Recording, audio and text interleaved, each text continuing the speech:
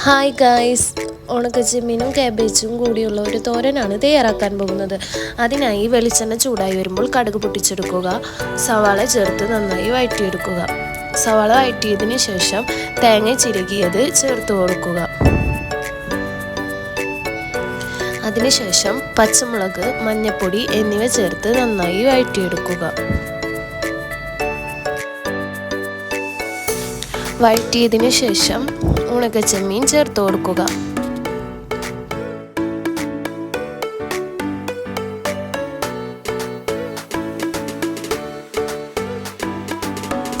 Cabbage അരിഞ്ഞത് ചേർത്ത് കൊടുക്കുക.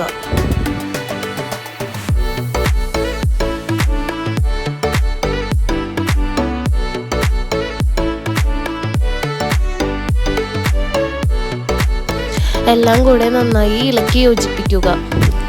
ഉപ്പ് ചേർത്ത് കൊടുക്കുക.